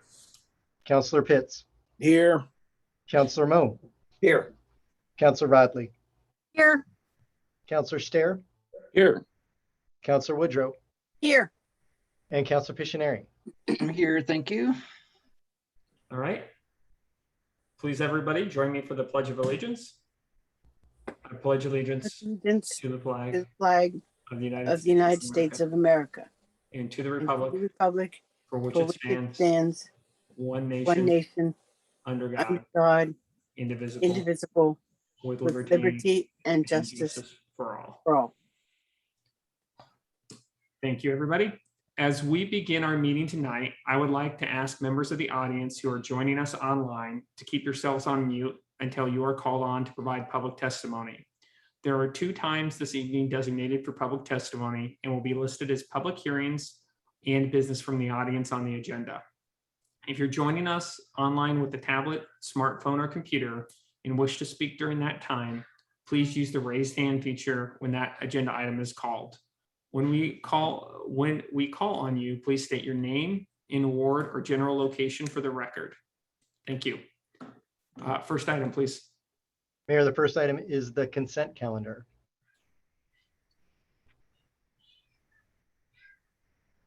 Is that up to me? Yep. Okay, I make a motion that we approve the consent calendar. Second. All right. So we have a motion to approve the consent calendar. Neil, can you call the roll, please? Yes, Councilor Pitts, Aye. Councilor Mo, Yes. Councilor Rodley, Yes. Councilor Stair, Aye. Councilor Woodrow, Yes, and Councilor Pictionary. Aye. The motion passes 6-0. Next item, please. Mayor, the next item is public hearings. You have 3 public hearings tonight. Public hearing number 1 is the fiscal year 22 supplemental budget 1 and appropriations transfer. This is resolution number 2, a resolution adjusting resources and requirements in the following funds: general, street, special revenue, transient room tax, community development, building code, fire local option levy, police local option levy, bond sinking, development, assessment capital, development projects, regional wastewater capital, street capital, sanitary sewer operations, regional wastewater, ambulance, storm drainage operations, Booth Kelly, regional fiber consortium, insurance, vehicle and equipment, SDC administration, and authorizing the transfer of the appropriations within the general fund from the city manager's office operating expense to interfunds transfer expense, and from contingency expense to interfund transfer expense, and from contingency expense to finance department operating expense. And Neil Obringer is here for the staff report. Hi, yeah, good evening, council and mayor. As Neil described, this is the first supplemental budget of FY22. I'm happy to take any questions on the items included in the packet, though I do want to point out that staff have included funding in this supplemental for several of the ARPA projects that Nathan discussed with you all in the work session on September 13th. And then for the larger conversation on the more extensive ARPA list, there's intention to come back for come back to that list during work session later this fall. So with that, I'll ask that you hold a public hearing, and then I'm happy to take any questions after that. All right. Are there any questions before I open the public hearing? Well, I do, just a second. If we're going to forward some money for ARPA projects, and then ARPA comes in and we'll pay the budget back. Is that how that works? So we currently have the ARPA dollars, at least the first round, currently in the bank, but Okay. none of those dollars have been appropriated for spending. And so the action that you'll take tonight allows us to move some of those dollars into the operating budget so that we can move forward on those particular projects. I got it. Thank you for clearing that up. All right, I'm going to open the public hearing. And then we'll see if anybody from the public wants to comment to, oh, Joe, did you have a question before we got to, okay. Just a quick one. Thank you. Sorry. Hey, Neil, are any of those funds or does any of those expenditures have to do with the street lighting project at all? We do not have the LED street lighting project included. That was going to be one of the items that were going to be discussed as part of that larger ARPA conversation. Okay, thank you. All right, then I'm going to open the public hearing. Anybody from the public wishing to speak to this item, please raise your hand and Neil will invite you up. Mayor, I'm not seeing any hands for this item. Neither am I. Okay, I'm going to close the public hearing and see if there's any discussion from the council.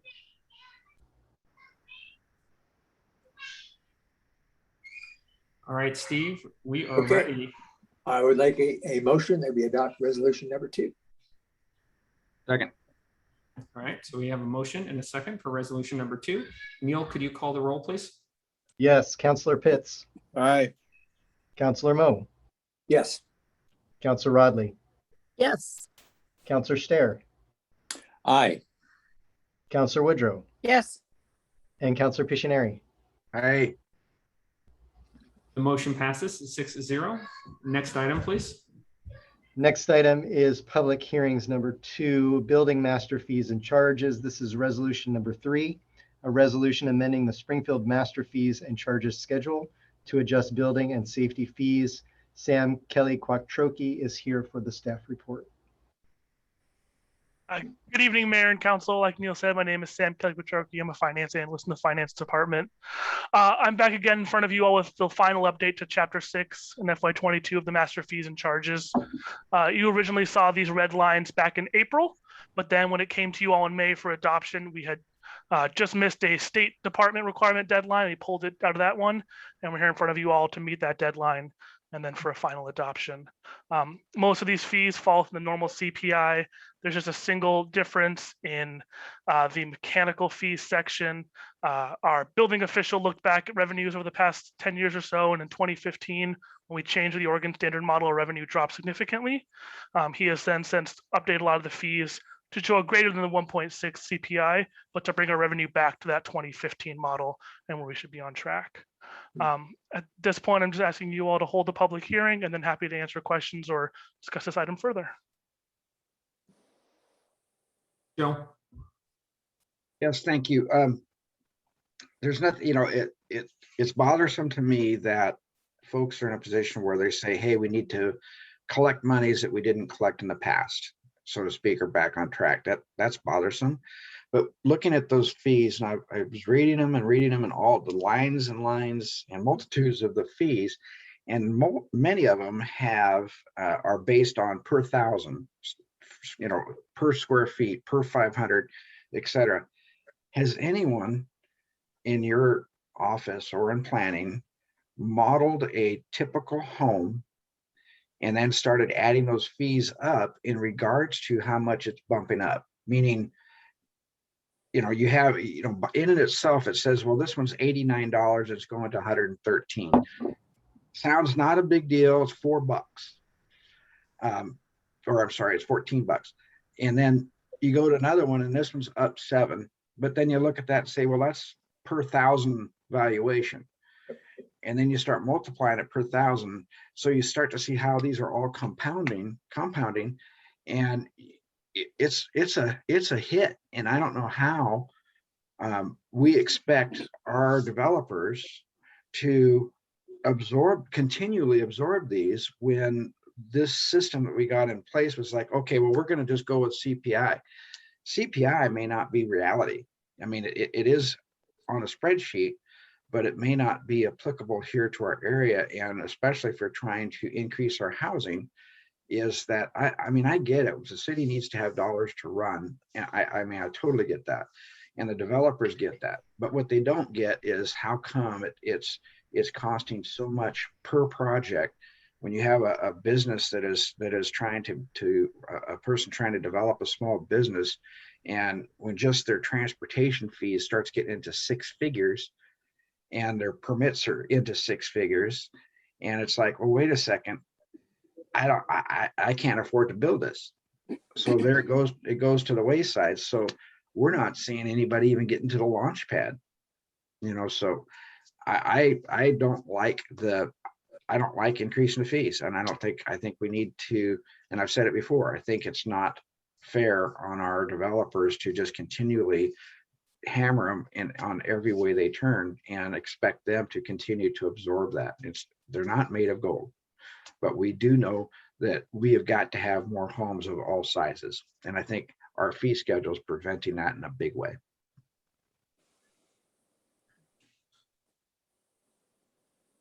All right. Leonard? I appreciate Councilor Pishnary's comments. I agree with some of them. I am thinking that the CPI, the way that it's projected right now, is actually on the low side. From what I just read, the projected CPI increase is going to be between 1.6 and 2.8%. I think the actual rate of inflation is going to be closer to the Social Security increase this year, which is going to be 5.9%. I think if you're talking about the CPIU as the standard for the increase in our taxes, then we're actually probably shooting at the low end instead of the high end. Okay, so are there any other questions because we're kind of touching on the deliberation piece to it before we open the public hearing? Anybody have sort of questions about the presented material? All right, then we're going to go ahead and open the public hearing. And if the public wants to speak to it, please raise your hand and we'll bring you on up.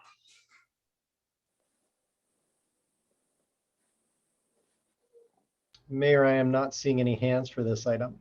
All right, I'm going to close the public hearing and see if there's additional deliberations. Steve. We're faced with the eternal dilemma.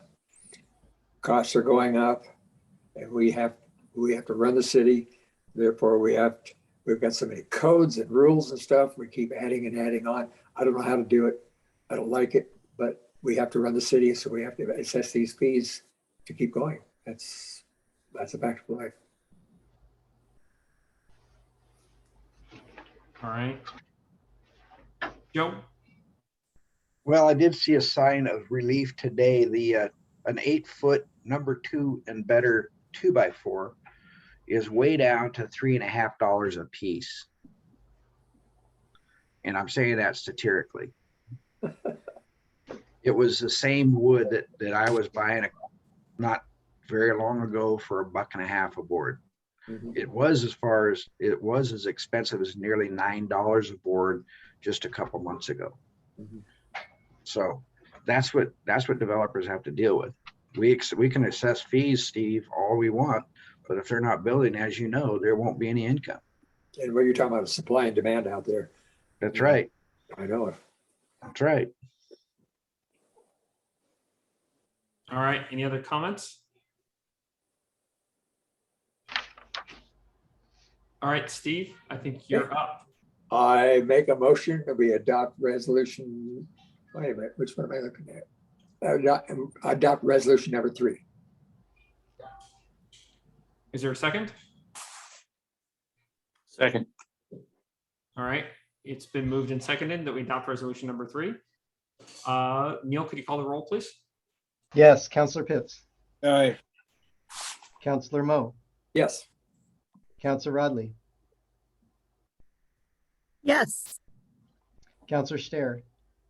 Aye. Councilor Woodrow. Yes. And Councilor Pictionary. Nay, on principle. The motion passes 5-4, 1 against. Next item, please. Your third and final public hearing for this evening, the Comcast franchise agreement.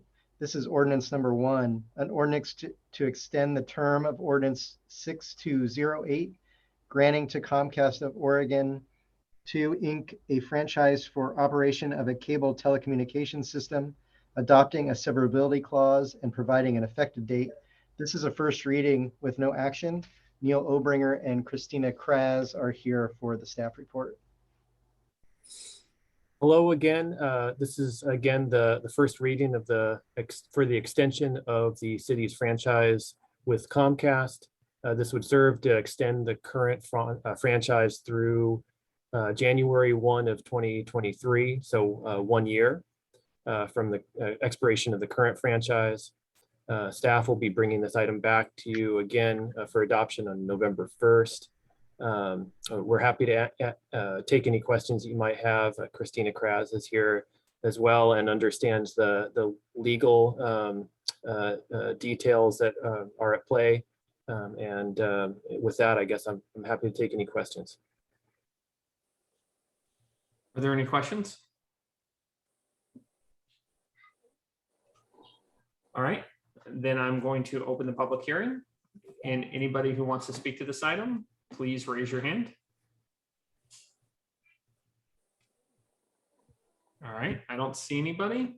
Then I'm going to go ahead and close the public hearing. And this is first reading, so it's no action required. Thank you. Thank you very much.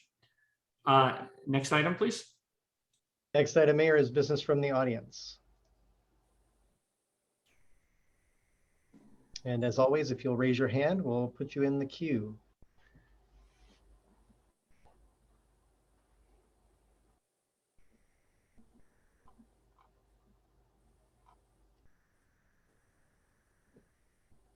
Okay, Mayor, we have a hand up. Our first speaker is Lauren Williams. And Lauren, you should be able to unmute your microphone on your side.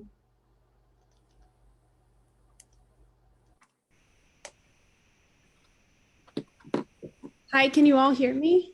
We can't. Okay, great.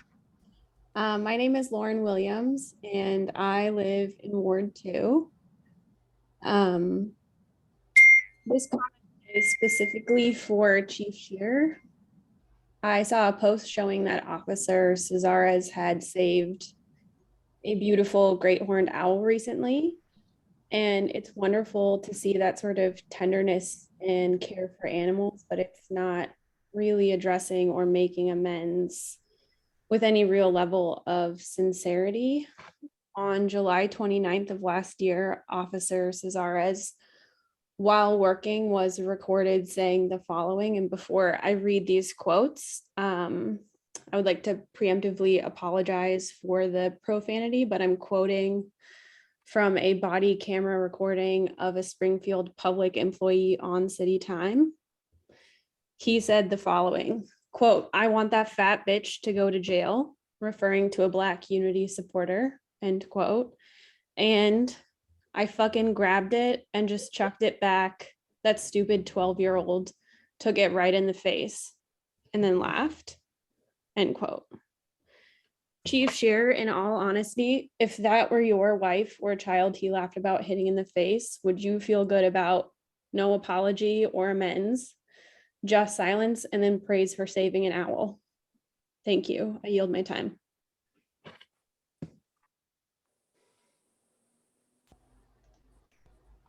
Mayor, just looking, I do not see any other hands at this time. All right, then I think we are ready to go on and move on from business from the audience. Looks like we had one more sneak in there. Okay, let's, let me just pull that up real quick. Okay, the next speaker is SJ Lohr. And SJ, you should be able to mute your microphone. Sorry, let me just get back to you, SJ. Okay, SJ, now you should be able to mute your microphone. Can you hear me? Yes. Yeah, my name is SJ and I'm in Ward 4. And I just wanted, it was super interesting to hear everybody speak about how the community members and residents of Springfield addressed themselves at the beginning of this forum. And I just wanted to point out that I don't think anyone is taking into consideration that not every member or resident who actually lives in the city of Springfield is comfortable giving their name. So I just want you guys to make sure that you are taking into consideration those who actually truthfully really do fear speaking to government officials for the city, as well as fearing the city of Springfield's police department. They do have a track record of harassing and being extremely unkind, to put it lightly, to people in our community. So I do think that you may want to reconsider being extremely firm on names, thankfully not addresses. I think it was decided. But I would just like to make it known that I don't think that it's necessarily appropriate for everyone to give their legal name and address. So I just wanted to make that stated. Thank you very much. Thank you. All right. I think we're ready to move on to council response if anybody wants to respond. Leonard?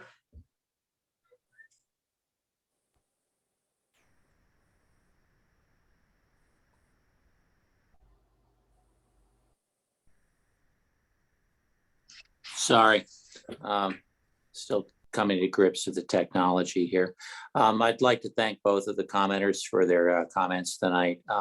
I would like to address SJ Lore's comments about about individuals fearing to speak out in front of the council. I lament that, and I'm concerned about it. And I would like to just ask that anyone who feels that they should not speak or cannot speak for whatever the reason to the council without revealing your name, to contact your counselor in your ward individually. And we would be happy to speak to you about your concerns. I would like also just to find out more about the issues that are causing people to be afraid to speak out in public. I suspect I know some of them, but it's something that we should take as an ongoing concern as counselors. Thanks. All right. Any other response before we go to Steve? I read that. I hate that language. I hate that language. And I use it. I wish other people didn't. I hope they modify their behavior so that starts going away. I know it's probably still going to happen. And then the other part is, as far as being a counselor for the people, anybody wants to call me for anything, anytime, email me, please do. And you'll be protected as far as I'm concerned. Thank you. All right. I think we're ready for the next item. Mayor, the next item is business from the city council. You have one item under business from the city council. It is a city manager wage ratification. Shane Hertz is here for the staff report. Good evening, Mayor and Council. My name is Shane Hertz. I'm the HR director here at the city of Springfield. I'm here to request a motion to approve, not approve, adjusting the salary of the city manager by 5.53%. Effective July 1, 2021. According to Ms. Newton's employment contract, City Council shall give consideration to a wage adjustment on an annual basis.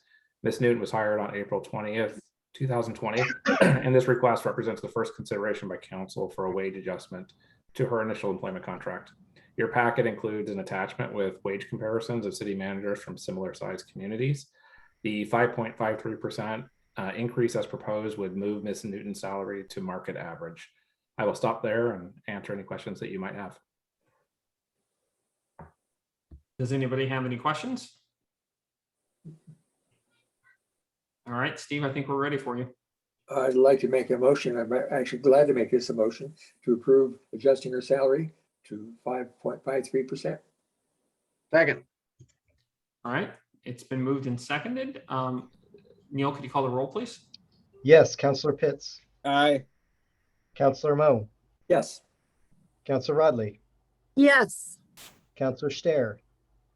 Aye. Councilor Woodrow. Yes. And Councilor Pictionary. Aye. The motion passes 6-0. Next item, please. Any other business from the city council? Yes. All right, Steve. Two or three. I'm starting to take some notes.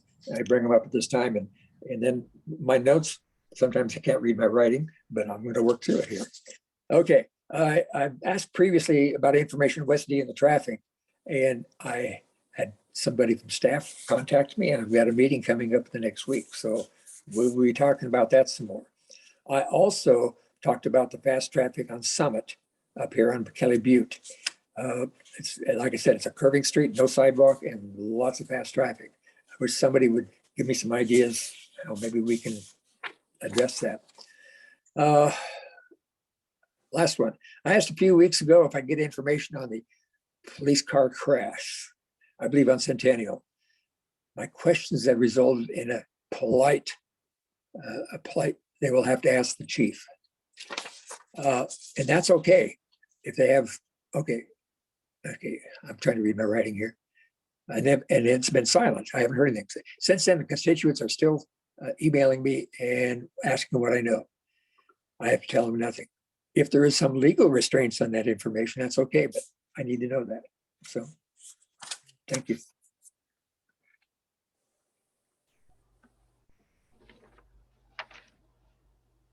All right, anybody else, or Marilee? Yes. I just want to bring this up for the council to think about. Oftentimes we get emails sent from a person in the public who has a concern or wants a response. They're not exactly, don't necessarily contact somebody individually, but they contact the whole council and the mayor, city man, everybody, which I totally understand, because they want an answer and they're not sure how they're, if or how they're going to get one. And so they contact everyone. It can be very complex in trying to respond. If it's a specific issue in a specific ward, or it's a specific issue with a certain resource. Sometimes some counselors are more familiar with the resources than others. And I'm throwing this out there for everybody to just think about. I don't have an answer, but how do we come up with a system or a semi-system of somebody in my ward sends in a question and they send it to the whole council. I feel comfortable answering, but it can be very confusing if everybody answers. So can we sift it down to, in that kind of a situation? Or maybe somebody who is familiar with that particular area, be it public safety or be it transportation safety or something like, maybe there's somebody on the council who's more familiar with that kind of thing, that we can then say, hey, can you take this one, because that's your area, that's where you have more knowledge. I'm trying to make something that can be confusing and complex a little bit more simple or easy for the public to understand. I don't want people who write in and get an answer from one person to think that the other 5 people are ignoring them, because maybe just the person that has the most knowledge is the one that answered. Or, like I said, common courtesy amongst us, just say, hey, I can handle this one, I got it, it's in my ward, I can take care of it. And like I said, I'm just it can be complex and cause issues. It can cause confusion. And what I want the most is to be able to respond and get whatever the situation with the public, with the person that wrote, get it taken care of. That's my end goal. So if there's a way, as we think about it, if there's a way to increase communication among the counselors as to how we might respond to somebody and make it simple and give them a contact person, I think it might help. So I'm just throwing it out there for people to think about. It's not an easy, I don't think it's an easy answer. All right. Thank you. I think it would be an interesting discussion to have when we get a little bit more into goal setting, just to kind of talk through that for a minute, because I know that last week, like 3 of us worked on the same issue. Mm-hmm. So, Corey? Yeah, and I don't want to go on with the discussion, but just to throw into that, I think when it's sent to all of us, it's been ingrained if we were to respond to all of us, that becomes a serial meeting. And so it's one of those things, Right. it's like, how do we communicate about that without having Mary Bridget come around and be like, stop it. You're making a mess. So. Well, if we individually respond, if we don't group email, but we individually respond, then it's not essentially a serial meeting, but it's still confusing. Yeah, that's just it. We're not letting each other know because we're communicating with the constituent. All right, Mary Bridget, I'm gonna tag you in to help us for this moment, and then we can get into a larger discussion later about it. Yeah, I think Councilor Woodrow's right. If it's just you responding individually, it wouldn't make a serial meeting. And when you do reply all, it always makes me nervous that you're going to look like you're starting to deliberate when you're not, and you're just trying to respond to a constituent. You could always say that if you really feel like, hey, I need to respond to this constituent so they know, if you don't want to punt to the city manager or say, hey, that if you're in this ward, I'll let this counselor take the lead. You could say something like, well, I don't want to create a meeting issue here, but we'll look at your issue and sort of buy yourself a little time and then email separately later. Would be one thing I would think about. But it is tricky for sure. Perfect. Thank you. Damien? Yeah, this is a random question or thought. And so sometimes when emails come in, they're about something that is a lawsuit potentially, and people want answers. And, we've been told not to respond, but I'm, thinking about CityLink and thinking about resources for citizens,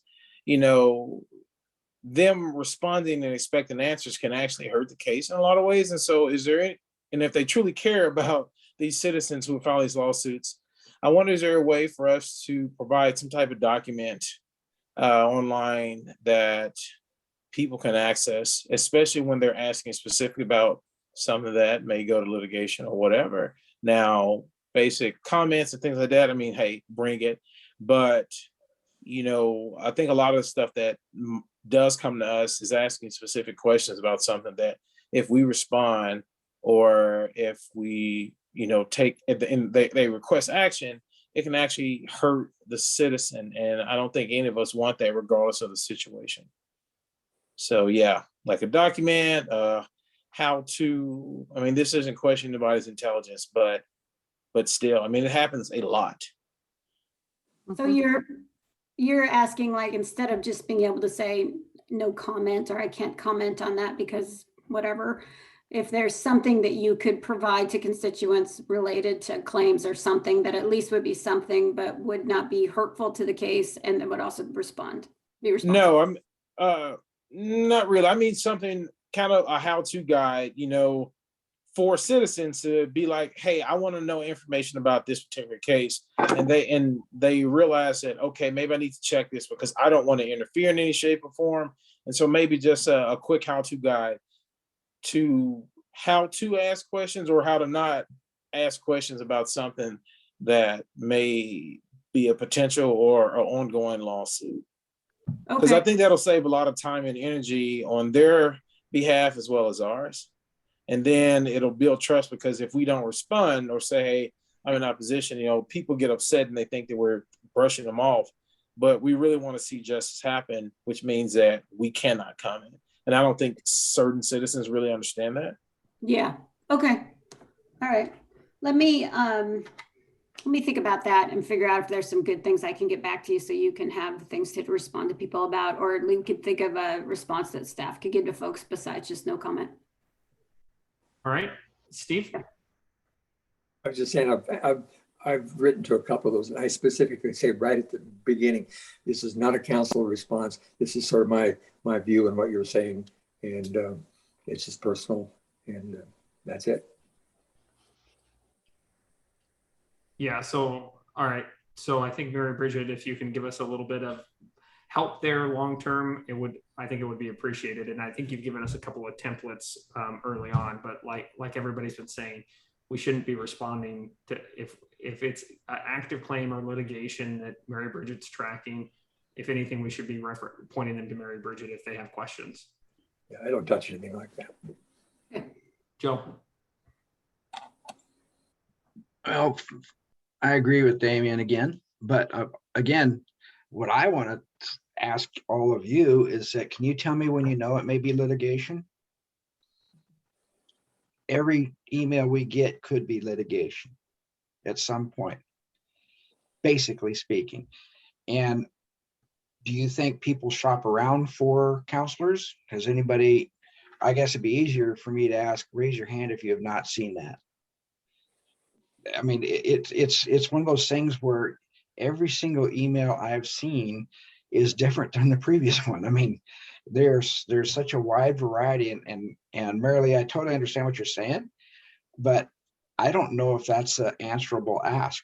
I don't know if I think what we've been doing has been working fairly well. It's not perfect, and having some canned responses would be fine. I think it'll just basically put us where we're at today anyway, but I think all the counselors do their best to communicate with folks that are having questions. I know I do. I pester city manager's office all the time with different things that I come across, but I have to, shout out to the council. All of you are responsive. I've seen it. All of you put your heart into this. You're a volunteer, and everybody does their best.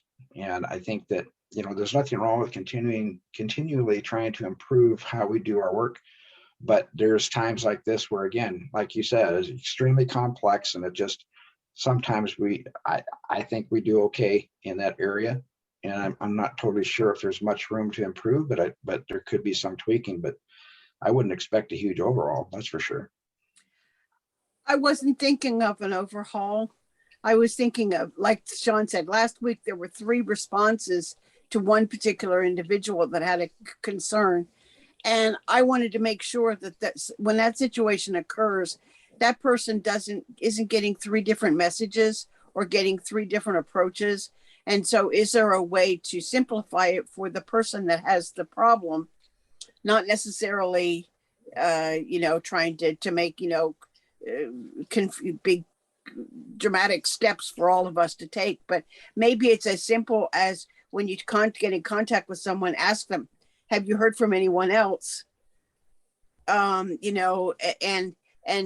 if so, what did they suggest, or how can we work this together? Maybe it's something that simple, but it's just, like I said, it can be very confusing for the person that has the problem if they hear from 4 different people and hear 4 different answers. And yeah, I agree. I understand what you're saying, but also, does that step into the realm of polling and become public record like that? I don't know, Mary Bridget, is that the backside of polling, or can the citizens do polling and share that?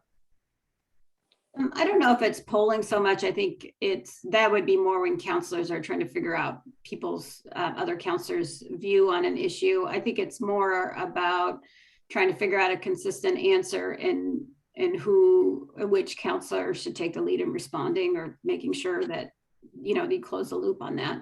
And then the other counselors don't feel like they're not being responsive. So I don't think you necessarily have a polling issue there. It sounds more like a consistency issue with a little bit of public meeting stuff thrown in. And yeah, and actually, a little hindsight, Marilee, maybe if we all get an email that says, hey, how come the city can't do this, or can the city do this? If the counselor decides that they want to respond, they can respond to all and say, I'll handle this, and then go offline and talk with that person. As soon as someone says I handle it, then everybody else, out of respect, should just back off.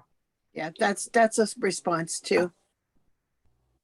Yeah, so, right, like, we don't have to solve this tonight. We just have to recognize that, like, as we get more more additional constituent outreach, we just want to keep communicating with everybody to make sure that we're not just duplicating effort, right? That really, I think the expectation would be, the starting point is, I would assume that if it was in your ward, you would be taking, you would at least be the one that was starting to field that question. I think that's a good starting ground rule. Does anybody, I know we're kind of in a wandering discussion here, so does anybody have any other business from the council before we keep going? All right, next item, please. Next item is any business from the city manager. Hey, I did that right. just one quick item, Counselor. Counselor Mo, you asked the question regarding a crash with SPD vehicle. I just wanted to let you know that our police chief, Andy Shearer, is following up on that. He has asked one of his command staff to pull the records for that and be in contact with you. I appreciate that, and I can pass that on, but eventually I would like to have some hard information to tell them, so thank you.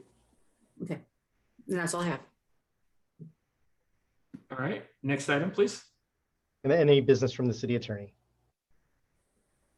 Just a quick thank you for the discussion at the work session. I'm gonna debrief and then probably come back to you with specific feedback or next steps in particular areas. So more to come on that. And I just appreciate the conversation today. Well, thank you very much. We appreciate you tagging along with us as we had a wandering 90-minute conversation. I was sure it wasn't going to take 90 minutes, but you were right. I know. It's like the city attorneys love this stuff, though. This is our jam, you know, so we're happy. All right, before I adjourn us, remember, we do have an executive session. It is on a different link.